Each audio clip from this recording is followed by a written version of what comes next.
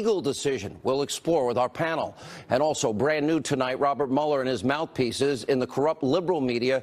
They are in a full-fledged panic and desperately trying to change the narrative to hide the truth amid a new stunning wave of information about anti-Trump bias, abuse of power, all at the highest levels, not the rank and file of the FBI and DOJ. Plus, you will not believe, you're not going to believe who James Comey hired to be his lawyer. That and so much more. Breaking news, the Department of Justice is urging the House Intelligence Committee Chair, Devin Nunes, not to release the classified memo exposing FISA abuses against the Trump campaign. Well, that is unacceptable to us, and it is why we are still demanding that Congress release the memo. Tell us the truth. That and more in our very important opening monologue. All right, our exclusive reporting on the DOJ. We can report right now that the missing FBI text messages, we'll tell you about it in a second. This is a game-changing development. But first, President Trump is letting the special counsel, Robert Mueller, know that there is no collusion and he has nothing to hide. Listen to this. Going to talk to Mueller? I'm looking forward to it, actually. You want to? Do you have a date set? Here's the story, just so you understand. There's been no collusion whatsoever. There's no obstruction whatsoever. And I'm looking forward to it. I would love to do it. You know, again, I have to say, subject to my lawyers and all of that. All right, with his lawyer's approval, that makes sense, but is that the smart play? Sounds like game on to me. The Drudge Report tonight has this headline up, and it sums it up perfectly. Trump stares down Mueller. I'll do it under oath. Now, Judge Jeanine Pirro, she'll join us later with legal reaction. Now, also tonight, the walls are closing in on those responsible for this massive corruption, abuse of power at the top levels of government in what we are now calling state-sponsored sabotage. Now, with this flood of damning news exposing all this malfeasance, the special counsel Robert Mueller and his spokespeople in the media are now working overtime. They want to create as many distractions as possible and discredit anybody that's telling the truth, like us here on the Fox News channel, for daring to report on the truth. Now, to be perfectly clear, for those that don't pay attention and want to advance lies and false narratives, we are not and never have been and never will be talking about rank-and-file members of the FBI, the DOJ, and the intelligence community. They honor us with their service every day. And there's no show on television that has and will continue to support these hardworking people that do such a service to their country. But the criminal wrongdoing that we are exposing has to do with only a few select Obama administration top bureaucrats who thought that they knew better than you did about who should be your president. Now, the liberal media is engaged in a total smear campaign. They want to shut up people like me and Greg Jarrett and Sarah Carter and John Solomon and Tom Fitton and Victoria Tunsing and so many others. They want to conceal the truth. Now, we've always had the utmost respect for the FBI. I've had family in the FBI and the intelligence community and police officers and firefighters and the military. Now, can the liberal media say the same for themselves? We know the answer. How many times have you heard them attack people in uniform, those that serve us as much as they do? Now that we're getting closer and closer every single night in uncovering this huge, historic, massive scandal, the media is rushing to slander and discredit those of us that are exposing this. At the end of the day, every one of these so-called journalists at these so-called news networks are going to look like fools that we already know that they are. The same people who have been clinging to a sinking lifeboat of this phony Trump-Russia collusion story. It's been a year, and they still cannot admit that they've been completely wrong. There's no evidence, and in many instances, they're flat out lying. And now, since none of this has worked, well, the media is now doing the bidding of Robert Mueller, their breathless, hysterical reporting about what the special counsel is doing. Don't believe me? Let your own eyes see. A dizzying 24 hours in the Russia investigation, no longer just inching toward the president. This morning, it is more like careening. Happening now, breaking news closing in. The special counsel's Russia probe closes in on the president and his inner circle. After 24 hours of bombshell reports and developments, another one just in. CNN has now learned that the special counsel, Robert Mueller, wants to question the president's former White House chief strategist, Steve Bannon. The outline of an obstruction of justice case filling in bit by bit. As NBC's First Read political team notes, if the optics around Bill Clinton's tarmac meeting with Loretta Lynch were bad, this is, quote, 100 times worse. It was a day of revelations in the Russia probe. If there's any day to be watching Ari, it is today. Russia, Russia, Russia. A lot going on. Now, have you noticed, anytime there's big breaking news about this massive government abuse of power that's unfolding every night on this show, all of a sudden 3 or 4 stories about the special counsel's investigation in the media, they're all over the place, and it spreads like wildfire within their own echo chamber. So predictable at this point. The media is out of control with their bias. It's painfully obvious. And by the way, a lot of their information, I believe, when all is said and done, is probably coming from Robert Mueller and, of course, his liberal Democratic hacks that have been pushing this themselves. Now, also tonight, big developments about the explosive classified memo exposing FISA abuses against the Trump campaign. Fox News is reporting the Department of Justice is now asking the House Intelligence Committee Chairman, Devin Nunes, to not publicly release the memo that we deserve. Now, do the DOJ, do they not understand? Congress has oversight over them. They're investigating them. They don't have to hand the memo over to anybody in spite of what the liberal media says. They shouldn't do it. Now, this is why we are once again calling on you, the American people, to call up your members of Congress, demand the memo be released. Release the memo. Hashtag release the memo. Call the number on your screen, 202-224-3121.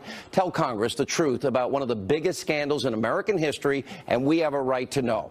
Also, breaking this hour, this is huge. New information about the missing struck page text messages. Remember, 5 months, a very critical time period.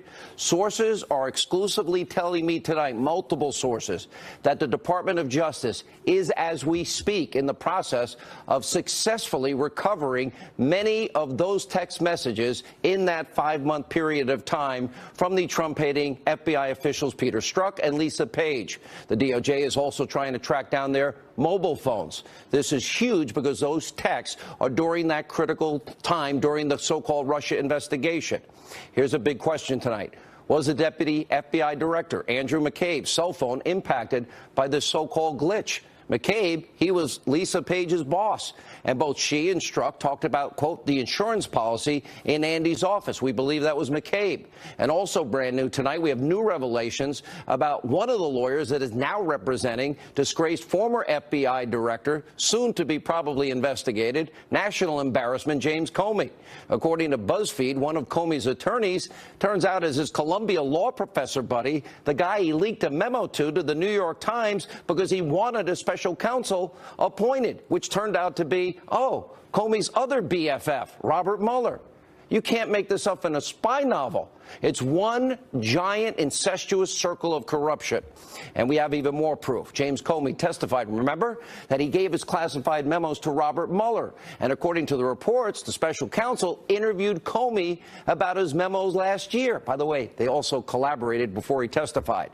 Those memos contained classified information. They were created on government computers. So Comey broke the law by removing them from the FBI. But it's clear that Mueller didn't care about any of that, because they're best friends.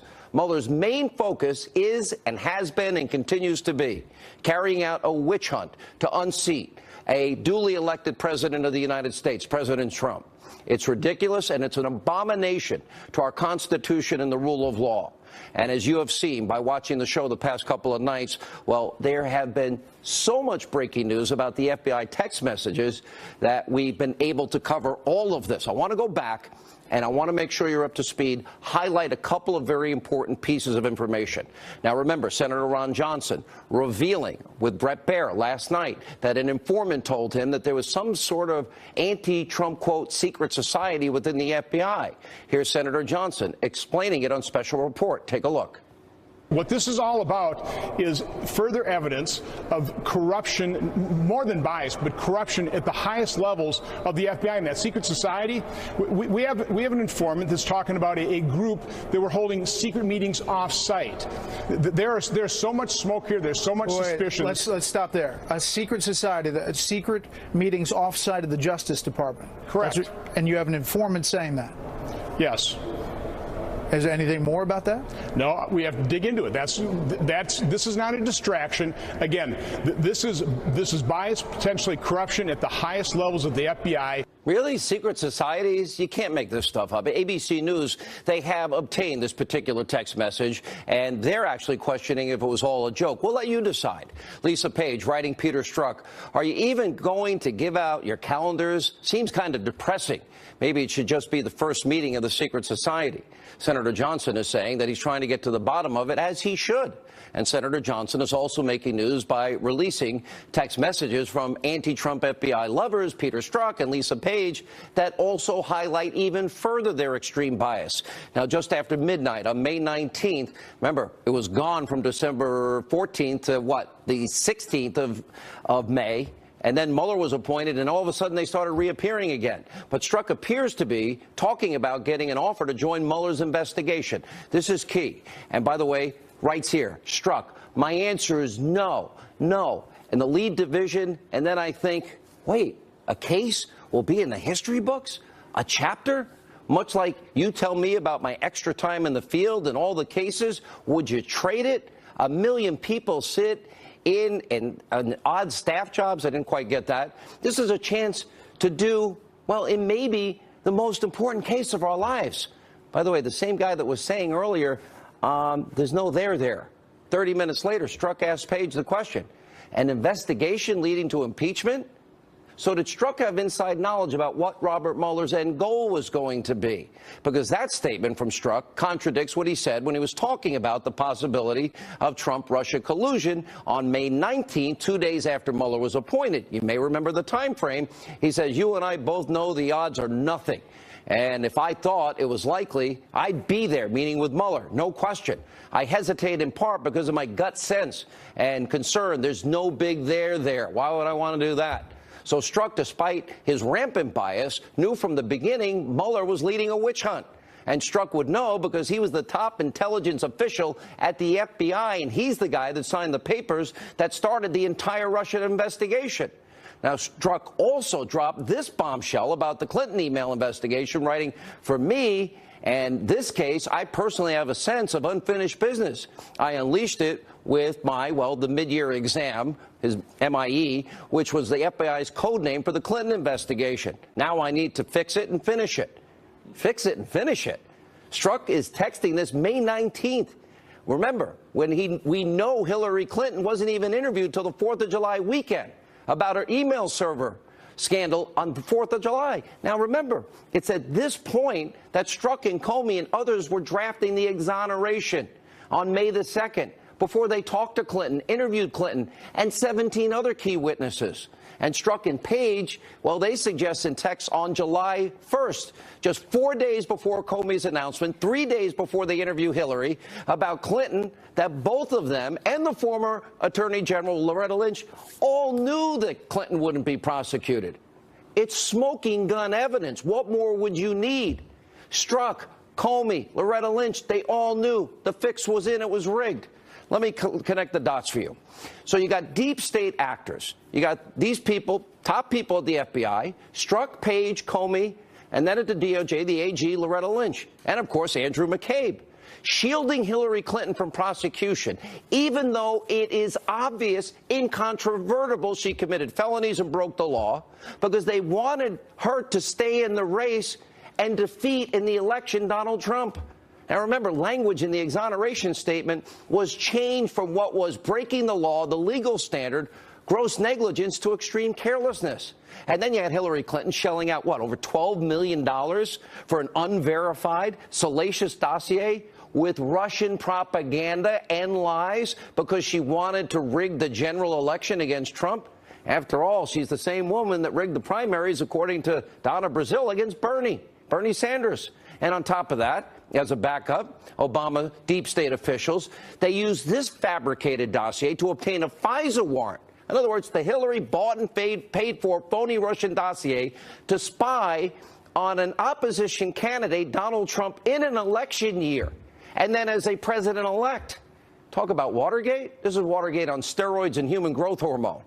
The constitutional violations are severe and historically unprecedented in this country. You have deep state actors using and abusing the powerful tools of intelligence that we give them to protect this country, and covering up Hillary Clinton's crime because they wanted her to stay in the race, not be indicted, because they thought they knew better than you who should be the president. And more importantly, they thought they would never get caught. They never thought Clinton was going to lose. Now, tonight, it is time for the Attorney General. By the way, good job at the DOJ tonight by actually finding and now recovering some of the missing 5 months of text messages. But the Attorney General Sessions, and he needs to, I would argue tonight, appoint a second special counsel. Why? To investigate and prosecute every single person that we are talking about involved in this. Here with reaction, former chairman of the House Oversight Committee, Fox News contributor Jason Chaffetz, Fox News contributor, investigative reporter Sarah Carter, Fox News legal analyst Greg Jarrett. All right, Sarah, let's go. You have broken some of this news tonight. You heard at the beginning that the DOJ, as we speak, are recovering the missing 5 months. That is huge tonight.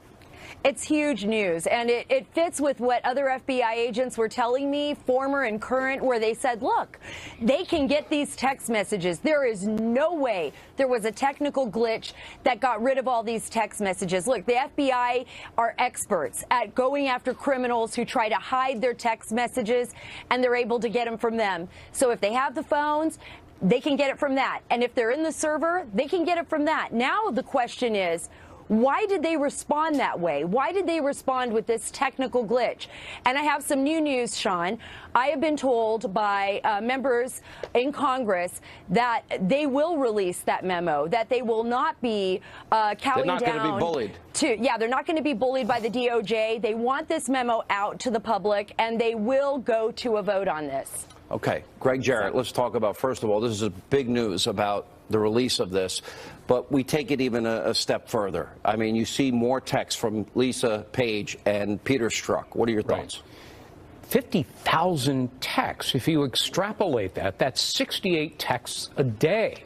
Did these two cheating lovebirds, who are still married to other people at the time, have any opportunity to actually do their jobs at the FBI? It appears abundantly clear that they harbored an anti-Trump animus and a unabashed adoration for Hillary Clinton, that it influenced their decisions, and they were involved in clearing Hillary Clinton and launching an investigation against a political candidate, Donald Trump, and then using a false document to spy on him, which is an abuse of power. It's a felony crime, 10 years punishable behind bars. And now you've got the DOJ trying to cover up the 4-page intel memo. As Nixon once famously said, it's not the crime, it's the cover-up. Well, with these guys, it's both crimes and cover-up. Let's go to this new development. Sarah, you caught this, and it was in your article tonight on sarahcarter.com. But Jason Chaffetz, the idea that, well, if the investigation leads to impeachment, there's no there. I hate the president. F him. But if I can get rid of him, and this will make history, well, maybe I should get involved. What do you think, sweetheart? Pretty much what he's saying to his lover.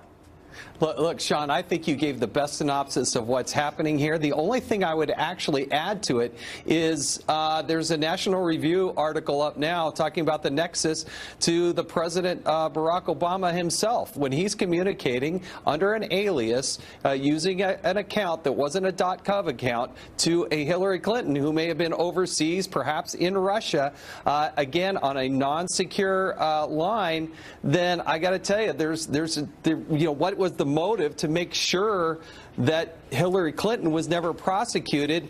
You got to also explore that, and that's not a wild conspiracy theory. Congressman, in all your years in Congress, do you ever have an exoneration before investigation? No. Let's start there. No. I mean, come on, there was something like 16 people that had not yet been interviewed. 17. And Hillary.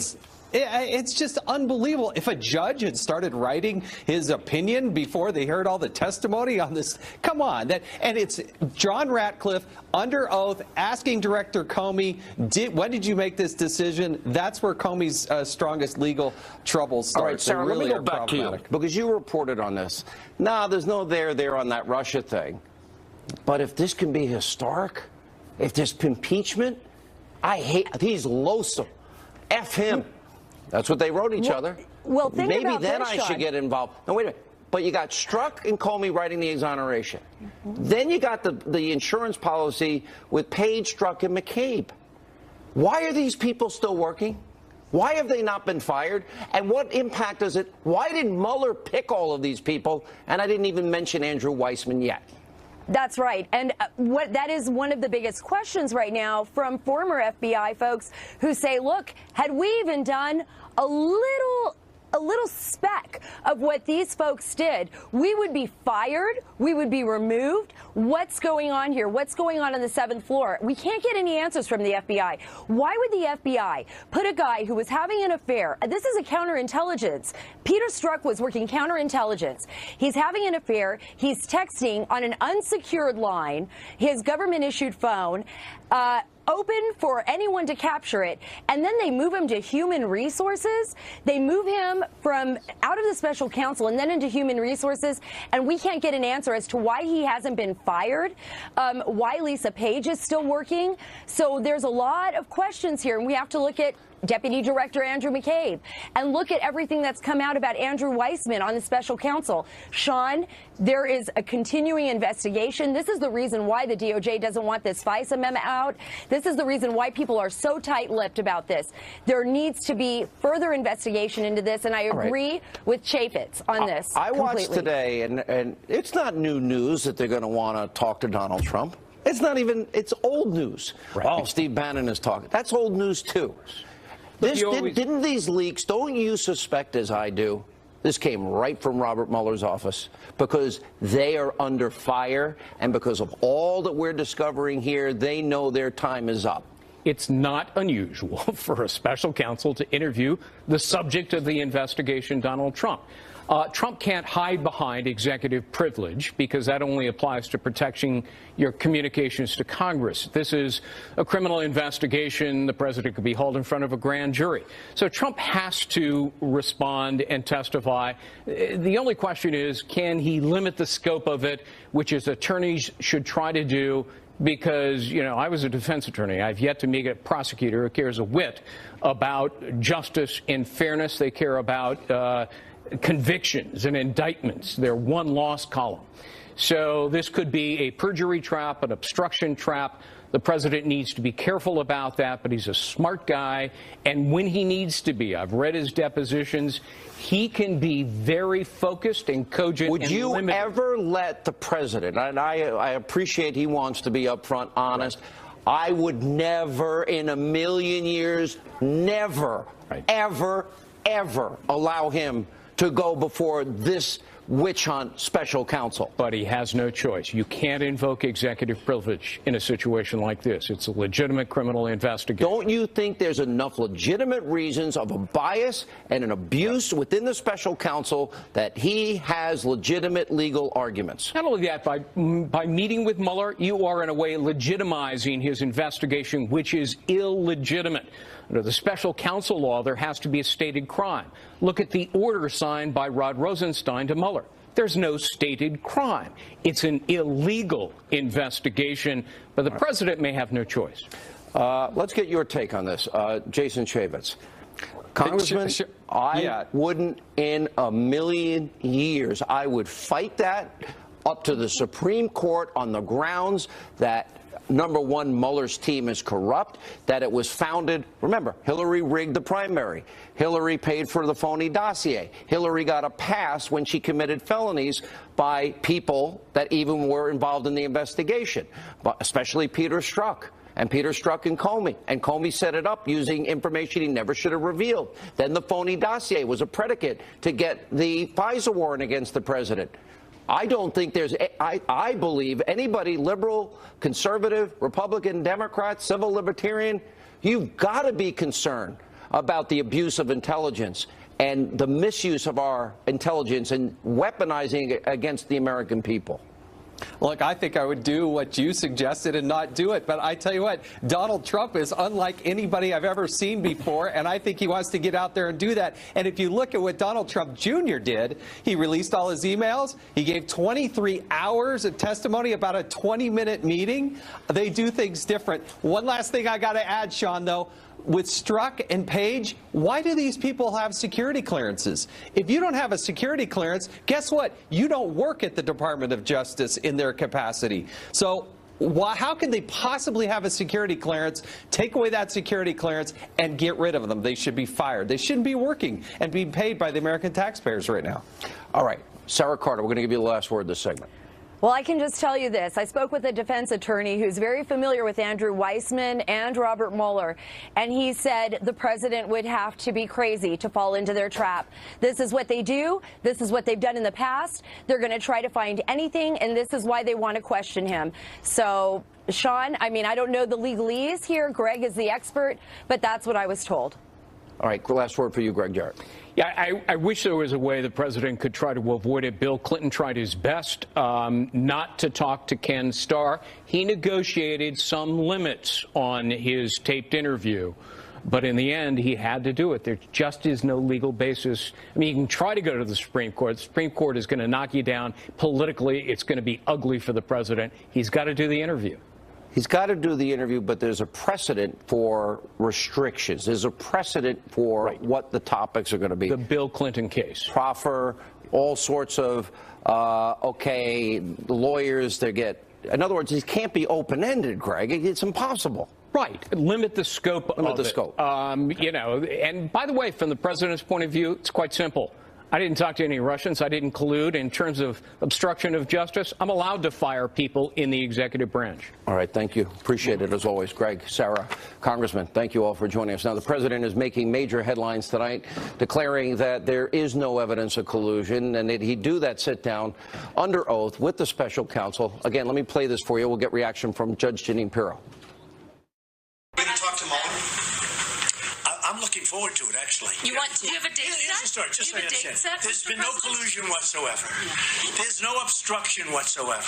And I'm looking forward to it. I would love to do it. Would you in person? You know, again, I have to say, subject to my lawyers and all of that. Well, the key words are subject to my lawyers. Now, the president's attorney, Ty Cobb, also weighing in, telling the New York Times tonight, quote, he's ready to meet with them, but he will be guided by the advice of his personal counsel. So should the president sit down with Robert Mueller? Joining us now with more reaction to that, she's the host of Justice. She also fills in on this show. She's also a very nice person and a great lawyer. How are you? I'm fine, thanks. Okay, the answer to your question is very simple. The president absolutely should not sit down. He should not agree to do it. But look, you and I both know the president. He says there is no collusion. There isn't anything. No, I admire him wanting to do it. But you know what? I don't believe that his lawyers have agreed that he will do it, and he said he'll be subject to the lawyers. But let me tell you why, Sean. Number one, why should he answer questions about the firing of Comey if he has a constitutional right to fire him? And number two, shouldn't that be his answer if, in fact, he goes? Yes, but it's never going to end. I know federal prosecutors are going to go on. I got to stop you before you finish your point. No, this is important. So I've actually talked to my friends that are attorneys. Right. Okay. And they say to me, I brought this scenario up. What if I'm being interviewed by these people? He goes, you say no, and then you got to be willing to sit there. Yep. And I'm used to, in my life, no dead air, ever. But I will tell you, I'd be able to do that. But we know President Trump.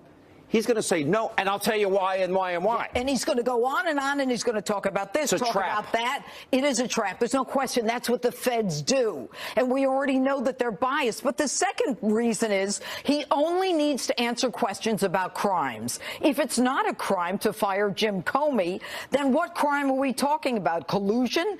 Russian collusion is not a crime.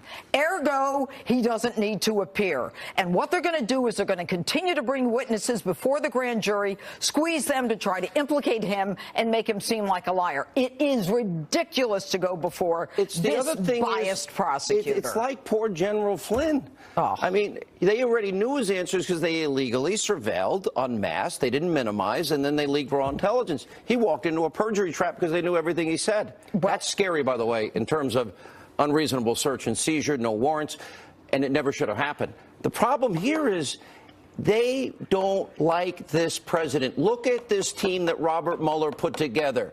Is that fair? Strzok, Weissman, their backgrounds, Weissman is a guy that withheld exculpatory evidence. Well, he has a terrible reputation as a prosecutor. The courts know it. The Department of Justice knows it. But this is the same Department of Justice that has allowed all the things that you've talked about for the last several months. Here is the bottom line. It's our Justice Department. It's our FBI. How do you stop it? If Mueller pushes hard, how do you stop? Executive privilege? You go to the Supreme Court? What do you do? Well, certainly there's executive privilege. You don't have to go before them. This is more a political reason than it is a legal reason. And that's why the president is saying, sure, I'll do it. Do you think, like I do, I don't trust Mueller based on who he's appointed and all that's gone on? I think Mueller is out for blood. Mueller is not only out for blood, he's out to save his own butt. And I'll tell you why. Because of all the revelations. Because he is the person who should be investigated. Jim Comey should be investigated. All of these guys, Strzok, McCabe, why are they getting a paycheck? Why is my taxpayers' money paying for them, my dollars? These people need to be taken out in cuffs. I've said it before, Sean, this is not our Justice Department. This is a bunch of arrogant, condescending people who think they know better than we do. You've been on it the whole time. Yeah. The whole time, Sean. And you've been on it as well. Judge, glad to see you. Good to see you. I appreciate it. All right, when we come back, the great one. Wait till you hear what the great one, Mark Levin, is saying. Fired up over this FBI and these missing texts that we now know tonight are actually being recovered as we speak. Breaking news on Hannity. Alan Dershowitz weighs in next. Battle against President Trump. Take a look. The FBI sought to interfere in our election. I'm not talking about the men and women who work at the FBI. I'm talking about the top echelon. They sought to interfere with our election, and they sought to interfere in our election in worse ways than the Russians did. How is it that Barack Obama is never questioned about this? His name never comes up. Never comes up. Are you telling me that the director of the National Security Council, Susan Rice, didn't know a thing?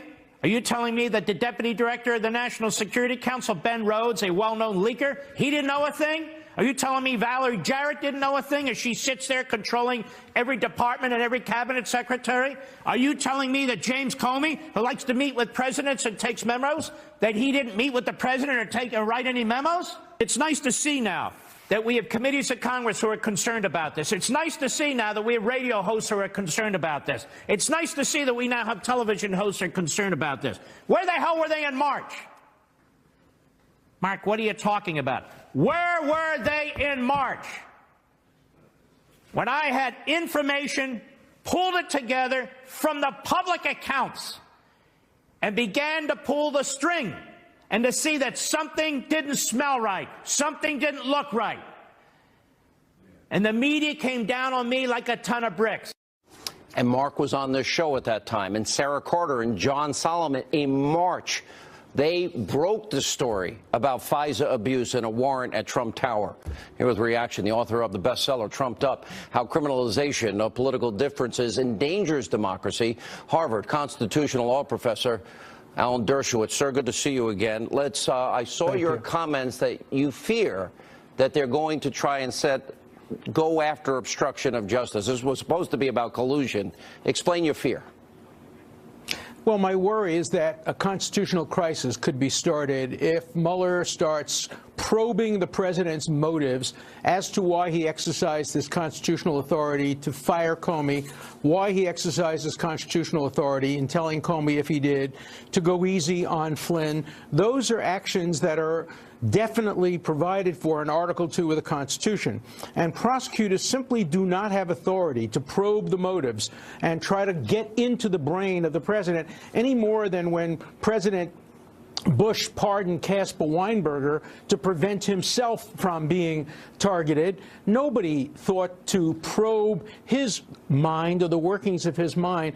And so I think one possibility is for the president to say, look, I'll answer questions about criminal conduct, alleged criminal conduct, but I won't answer questions about my motives in exercising my constitutional authority, and if you press me on that, we'll take that issue up to the United States Supreme Court. We'll get that resolved before anybody can be charged with anything relating to obstruction of justice for exercising constitutional rights. In this environment, Professor, why would the president ever go before Comey?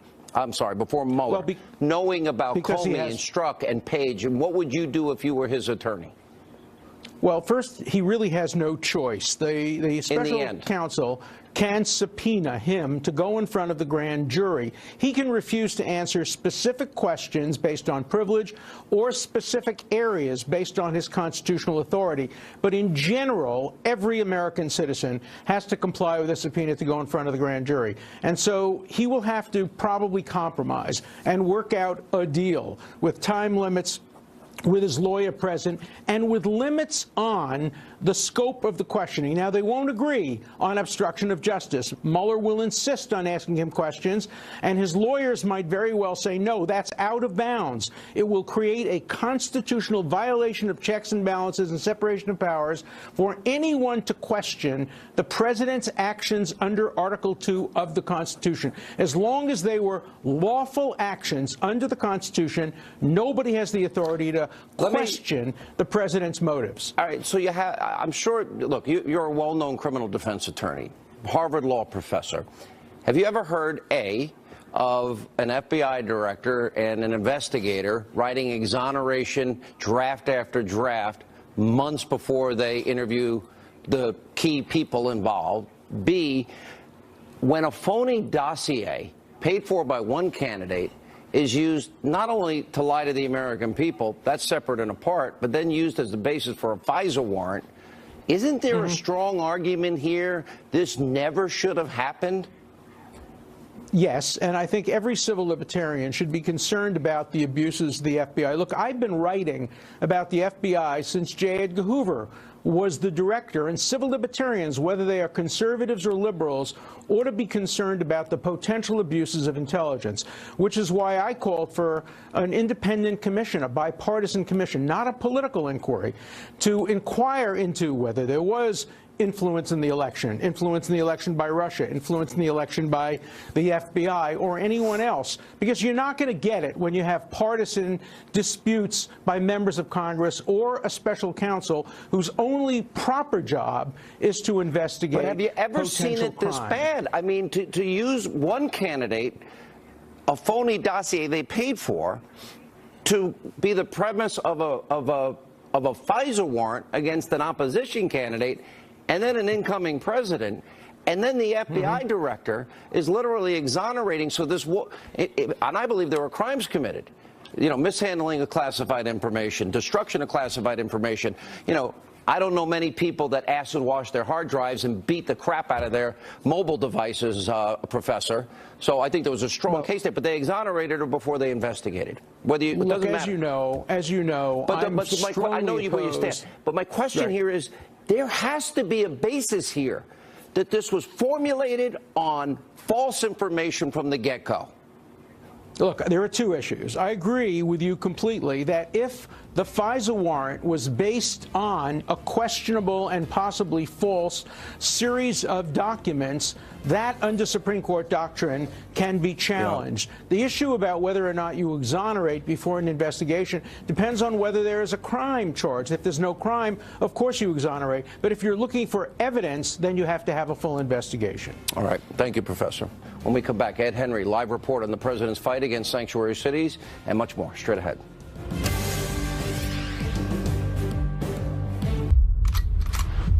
Something tells me you ain't got the nerve to fire. Big news tonight on President Trump's fight against illegal immigration. Live from the White House with all the details, Fox News chief national correspondent, our own Ed Henry. Ed, you're there alone tonight. The president's on an airplane. That's right, Sean. He's heading over to Davos. But before he left, what he did was step up his crackdown on illegal immigration. Congress may be stalled on what they call comprehensive immigration reform, but he still has his Attorney General, Jeff Sessions, moving forward. He sent an aggressive letter today to 23 municipalities and cities that are operating as sanctuary cities, demanding to know why they're not following federal guidelines. This warning sent to some of the worst offenders, including New York City Mayor Bill de Blasio, Chicago Mayor Rahm Emanuel, who were told they will start being hit personally with fines and legal actions if they don't comply. Emanuel was defiant, declaring, quote, the Trump Justice Department can try to intimidate us with legal threats, but we will never abandon our values as a welcoming city or the rights of Chicago residents. Now, de Blasio was among several mayors who then formally boycotted a White House event today, leading the president to insist the focus should be on keeping the public safe. Sanctuary cities are the best friend of gangs and cartels like MS-13. Death rate around sanctuary cities in and around for innocent Americans is unacceptable. Take a look at what happened in San Francisco and Kate Steinle. My administration is committed to protecting innocent Americans, and the mayors who choose to boycott this event have put the needs of criminal illegal immigrants over law-abiding Americans. Now, that came after the president lashed out at Senate Democratic leader Chuck Schumer for backpedaling on funding for the wall. The president tweeting, quote, crying Chuck fully understands, especially after his humiliating defeat, that if there's no wall, there's no DACA or protection for dreamers. We must have safety, security, together with a strong military for our great people. Now, Schumer tweeted back, quote, the clock is ticking for dreamers. If we don't solve this problem in 15 days, the Republicans are going to have to explain to dreamers what their plan is to prevent them from being deported. But White House aides think Schumer is just talking tough because he's under pressure from the left after what happened on the government shutdown. And in fact, administration officials tell me they believe the bipartisan DACA deal that Schumer, Durbin, and others have been pushing is dead on arrival. And so the president is going to jump into the fray, laying out his own legislative framework on immigration, particularly tougher provisions on cracking down on illegals. That's going to come out next Monday, Sean. All right, Ed Henry at the White House holding down the fort for the president tonight. He's going to be living in that house tonight. Kidding. All right, joining us now, nationally syndicated radio talk show host with the Salem Radio Network, Larry Elder, Fox News correspondent at large, Geraldo Rivera. Welcome back, Geraldo. I know you had a recent medical procedure. You look great. Thanks for the picture. Thanks. You make it sound like I had plastic surgery. You did. Yeah, that little thing on your back fixed. And he sends me a picture. See, my staples are out. I'm like, gee, thanks, Geraldo. Yeah. You know, that's how close we are, my brother. I know how passionate you are on immigration, but you would accept the deal, build the wall, fully fund it, and chain migration, merit-based immigration, if you got DACA, right? Why did Chuck Schumer act like a big baby after he got rolled on the Schumer shutdown? In broad strokes, you're absolutely right to recite what I believe is a reasonable compromise on the issue of immigration reform. We can't, by concentrating on sanctuary cities, snatch defeat from the jaws of victory. We have an opportunity now. President Donald Trump has a historic opportunity. He got Chuck Schumer and fiery left-wing congresspeople like Luis Gutierrez to say, yes, we will fund the southern border wall that was the central issue in Trump's campaign. We will fund the border wall. You get the border wall if you give us humanity for the 750,000 dreamers. But here's the thing. Democrats don't want the wall. They don't want DACA. They want to run on DACA. Isn't that the truth, Larry Elder? That is the truth. They don't want the wall. The reason they don't want the wall is because Democrats have lost the white vote since 1964. Unless they can use some sort of Jedi mind trick to convince white people to agree to have their taxes raised and have government expanded, they need to bring in voters that share that philosophy. That means voters from third world countries. They want the borders to remain porous because these illegal aliens turned citizens would likely vote for the Democratic Party 2-1. So this is their way of getting a governing majority. All this nonsense about race. Larry, is this about race? How did this suddenly become about race? It's about votes. 700,000 merit-based immigrants in the grand tradition of this country. This is a wonderful opportunity for this president. I've known him for 40 years to do something that I know he wants to do, have compassion for these kids. And he'll give the wall. You'll get the wall. But start talking about people of color and this color and that color. Geraldo, a mind experiment, please, my friend. Ask yourself whether or not Luis Gutierrez and Harry Reid would have exactly the same position on border wall and on border security if 80% of illegals turned citizens would likely vote Republican. I dare say we'd probably have a very different conversation. I know that you're an acolyte of Ronald Reagan. The walls would be secured Larry, you believe in Ronald Reagan. The walls would be secured Ronald Reagan understood that Latinos particularly are instinctively entrepreneurial. They're capitalists. They could be Republicans. Look, Donald Trump ticked up despite the worst press of any candidate ever in terms of the Hispanic vote. May I say something? Treat them with kindness and respect. I'm happy. Look, we just deported Jorge Garcia, may I say something, a 39-year-old guy who came here at age 10. I mean, are we going to have 700,000 incidents of Jorge Garcia's being deported as his citizen children cry and clutch his leg? Come on, let's make a deal here, Larry. Let's make a deal. I'm happy you mentioned Ronald Reagan because Ronald Reagan in 1986 got rolled. He was promised two things. He was promised border security and that employers who knowingly hired illegal aliens would be heavily sanctioned, neither of which was done. Republicans are determined not to make the same mistake. I'm going to have to break George W. Bush got 44% of the Latino vote. I want to thank you George both. W. Bush got 44% of the Latino vote. When we can compete. Welcome back, Geraldo. We're out of time. A very powerful video of the day. Straight ahead. Introducing Colaga.